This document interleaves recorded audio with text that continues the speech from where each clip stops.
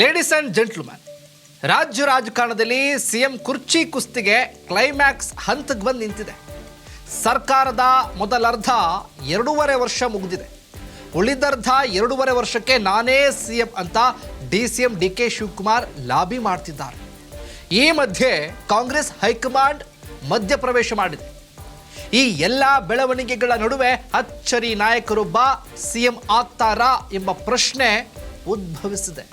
ಇದು ಹೆಂಗೆ? ಅವ್ರು ಯಾರು? ಎಸ್ ವೀಕ್ಷಕರೇ, ನೆಲ ಜಲ ಭಾಷೆಗಾಗಿ ಪ್ರಾಮಾಣಿಕ ಪತ್ರಿಕೋದ್ಯಮ. ನೀವು ನೋಡ್ತಾ ಇದ್ದೀರಿ ಫೋಕಸ್ ಟಿವಿ. ಇದು ಫೋಕಸ್ನ ಸ್ಪೆಷಲ್ ರಿಪೋರ್ಟ್. ನಾನು ಶಿವು ರಾನರಾಪುರ. ರಾಜ್ಯದ ಆಡಳಿತಾರೂಢ ಕಾಂಗ್ರೆಸ್ನಲ್ಲಿ ಭುಗಿಲೆದ್ದಿರುವ ಸಿಎಂ ಗದ್ದುಗೆ ಗುದ್ದಾಟ ಭಾರಿ ಕುತೂಹಲದ ಘಟ್ಟ ತಲುಪಿದೆ. ಈಗಾಗಲೇ ಸಿಎಂ ಸಿದ್ದರಾಮಯ್ಯ ಅವರು ಮೊದಲಾರ್ಧ ಅವಧಿ ಅಧಿಕಾರವನ್ನು ಪೂರೈಸಿದ್ದಾರೆ. ನವೆಂಬರ್ 20ಕ್ಕೆ ಈ ಅವಧಿ ಮುಗಿದು ಹೋಗಿದೆ. ಇನ್ನು ಮುಂದೆ ನಾನೇ ಸಿಎಂ ಆಗಬೇಕು ಅಂತ ಡಿಸಿಎಂ ಡಿಕೆ ಶಿವಕುಮಾರ್ ಹೈಕಮಾಂಡ್ ನಾಯಕರಿಗೆ ತಿಳಿಸಿದ್ದಾರೆ. ತಮ್ಮ ಬೆಂಬಲಿಗರ ಮೂಲಕ ಅವರು ಲಾಭಿನ ಶುರು ಮಾಡ್ತಿದ್ದಾರೆ. ಆದರೆ ಸಿಎಂ ಸಿದ್ದರಾಮಯ್ಯ ಮಾತ್ರ ನಾನೇ ಫುಲ್ ಟೈಮ್ ಸಿಎಂ ಅಂತಾನೆ ಹೈಕಮಾಂಡ್ ಕಡೆ ಬೊಟ್ಟು ಮಾಡಿದ್ದಾರೆ. ಹೈಕಮಾಂಡ್ ಮಾತೇ ಶಾಸನ ಅಂತ ಹೇಳಿಬಿಟ್ಟಿದ್ದಾರೆ.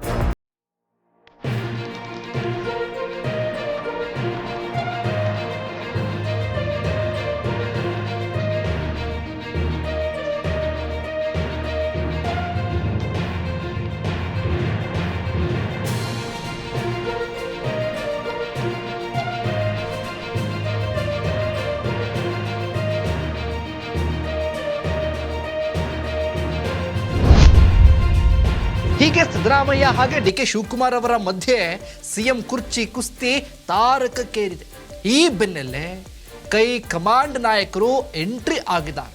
ಎಐಸಿಸಿ ಅಧ್ಯಕ್ಷ ಮಲ್ಲಿಕಾರ್ಜುನ ಖರ್ಗೆ, ಸಿಎಂ ಸಿದ್ದರಾಮಯ್ಯ ಹಾಗೆ ಕೆಪಿಸಿಸಿ ಅಧ್ಯಕ್ಷರೂ ಆಗಿರುವ ಡಿಸಿಎಂ ಡಿಕೆ ಶಿವಕುಮಾರ್ ಅವರಿಬ್ಬರ ಜೊತೆ ಸಂಧಾನದ ಮಾತುಕತೆ ನಡೆಸಿದ್ದಾರೆ.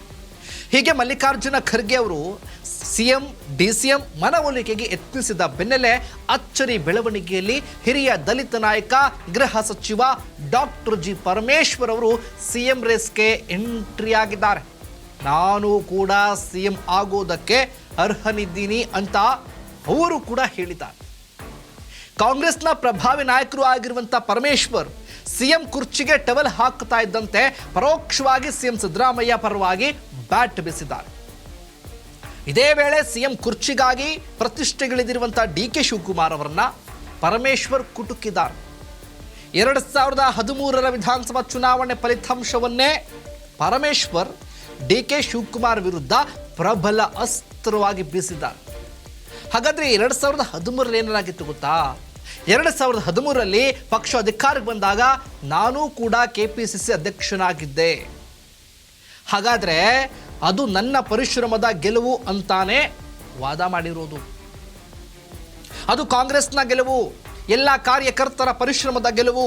ಅದನ್ನ ನಾನು ನನ್ನದೊಬ್ಬನ ಗೆಲುವು ಅಂತ ಹೇಳೋದಕ್ಕೆ ಸಾಧ್ಯನಾ? ಆಗ ನಾನು ಅಧ್ಯಕ್ಷನಾಗಿದ್ರು ಕೂಡ ಸಿಎಂ ಸಿದ್ದರಾಮಯ್ಯ ಅವರು ಸಿಎಂ ಆಗಲಿಲ್ವಾ? ನಾನೇನಾದರೂ ನಾನೇ ಸಿಎಂ ಆಗಬೇಕು ಅಂತ ಹಠಕ್ಕೆ ಬೀಳೋದಕ್ಕೆ ಆಗ್ತಾ ಇತ್ತಾ? ಕಾರ್ಯಕರ್ತನಿಂದ ಹಿಡಿದು ಹೈಕಮಾಂಡ್ವರೆಗೆ ಎಲ್ಲರ ಪರಿಶ್ರಮದಿಂದಲೇ ಕಾಂಗ್ರೆಸ್ ಗೆದ್ದಿದ್ದು ಅಂತ ಪರಮೇಶ್ವರ್ ಅವರು ಸಿಎಂ ಸಿದ್ದರಾಮಯ್ಯ ಅವರನ್ನ ಪರೋಕ್ಷವಾಗಿ ರಕ್ಷಣೆ ಮಾಡಿಕೊಳ್ಳೋದಕ್ಕೆ ಮುಂದಾಕಿದ್ದಾರೆ. ಈ ಮೂಲಕ ಡಿಕೆ ಶಿವಕುಮಾರ್ ಅವರ ಸಿಎಂ ಆಗುವ ಆಸೆಗೆ ಪರಮೇಶ್ವರ್ ಅವರು ತಣ್ಣೀರನ್ನು ಎರಚಿದ್ದಾರೆ.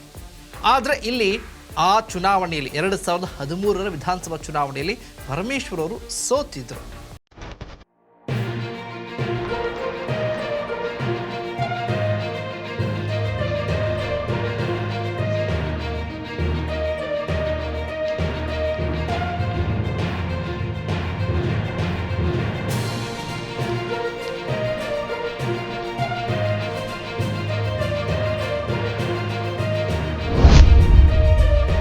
ಈ ಮಧ್ಯೆ ಇದೆಲ್ಲವನ್ನು ಕೂಡ ಅವಲೋಕಿಸ್ತಾ ಇರುವಂಥ ಸಿದ್ದರಾಮಯ್ಯ ಆಪ್ತ ಬಣದ ಪ್ರಭಾವಿ ಸಚಿವ ಸತೀಶ್ ಜಾರಕಿಹೊಳಿ ಕೂಡ ಸಿದ್ದರಾಮಯ್ಯ ಪರವಾಗಿ ಬ್ಯಾಟ್ ಬೀಸಿದ್ದಾರೆ. ಅವರು ಪರಮೇಶ್ವರ್ ಹೇಳಿರೋದನ್ನು ಬಲವಾಗಿ ಸಮರ್ಥನೆ ಮಾಡಿಕೊಂಡಿದ್ದಾರೆ. ಇದು ಸಾಮಾನ್ಯ ಕಾರ್ಯಕರ್ತರಿಂದ ಹಿಡಿದು ಹೈಕಮಾಂಡ್ನ ಗೆಲುವು, ಎಲ್ಲರ ಪರಿಶ್ರಮದಿಂದಾಗಿಯೇ ಕಾಂಗ್ರೆಸ್ ಗೆದ್ದಿದೆ ಅಂತ ಡಿಕೆ ಶಿವಕುಮಾರ್ ಅವರಿಗೆ ತಿರುಗೇಟು ಕೊಟ್ಟಿದ್ದಾರೆ. ಇನ್ನೊಂದು ಕಡೆ ಸಿದ್ದರಾಮಯ್ಯ ಅವರ ಮತ್ತೊಬ್ಬ ಬೆಂಬಲಿಗ ಮಂತ್ರಿ ಡಾಕ್ಟರ್ ಎಚ್.ಸಿ. ಮಹದೇವಪ್ಪ ಕೂಡ ಸಿಎಂ ಸಿದ್ದರಾಮಯ್ಯ ಅವರ ಬೆಂಬಲಕ್ಕೆ ನಿಂತುಕೊಂಡಿದ್ದಾರೆ. ಈ ಮೂಲಕ ಡಿ.ಕೆ. ಶಿವಕುಮಾರ್ ಅವರಿಗೆ ಭಾರಿ ಅಡ್ಡಗಾಲಾಗುವ ಪ್ರಯತ್ನ ಮಾಡಿದ್ದಾರೆ. ಸಿದ್ದು ಬಣದ ಸಚಿವರ ಬ್ಯಾಟಿಂಗ್ಗೆ ಡಿ.ಕೆ. ಬಣದ ಆಪ್ತ ಶಾಸಕ ಕುಣಿಗಲ್ನ ರಂಗನಾಥ್ ಸಿಡಿದಿದ್ದಾರೆ. ಡಿ.ಕೆ. ಶಿವಕುಮಾರ್ ಅವರಿಗೆ ಆ ಎಲ್ಲ ಸಾಮರ್ಥ್ಯ ಇರೋದಕ್ಕೆ ಅಧ್ಯಕ್ಷರಾಗಿದ್ದಾರೆ ಅಂತ ಕೌಂಟರ್ ಕೊಟ್ಟಿದ್ದಾರೆ. ಒಟ್ಟಾರೆ ರಾಜ್ಯ ರಾಜಕಾರಣದಲ್ಲಿ ಸಿಎಂ ಸಿದ್ದರಾಮಯ್ಯ ಹಾಗೆ ಡಿಸಿಎಂ ಡಿ.ಕೆ. ಶಿವಕುಮಾರ್ ಅವರಿಬ್ಬರ ಕುರ್ಚಿ ಕಾಳಗದಲ್ಲಿ ನಾನಾ ನೀನಾ ಎಂಬಂತೆ ಸಿಎಂ ಕುರ್ಚಿ ಕುಸ್ತಿ ಕಾವೇರಿದೆ. ಪರಮೇಶ್ವರ್ ತಾವೇ ಸಿಎಂ ಆಗೋದಕ್ಕೆ ಹಾಗೆ ಹೇಳಿದ್ದಾರಾ, ಅಥವಾ ಸಿದ್ದರಾಮಯ್ಯ ಅವರಿಗೆ ಬೆಂಬಲ ನೀಡೋದು ಅವರ ಉದ್ದೇಶ ಆಗಿತ್ತಾ, ಅಥವಾ ಕೇವಲ ಡಿ.ಕೆ. ಶಿವಕುಮಾರ್ ಅವರನ್ನ ಸಿಎಂ ಆಗದಂತೆ ತಡೆಯೋದು ಕೂಡ ಅವರ ಉದ್ದೇಶನಾ? ಇದಕ್ಕೆಂತಾನೆ ಅವರು ಒಂದಾಗ್ತಾ ಇದ್ದಾರಾ?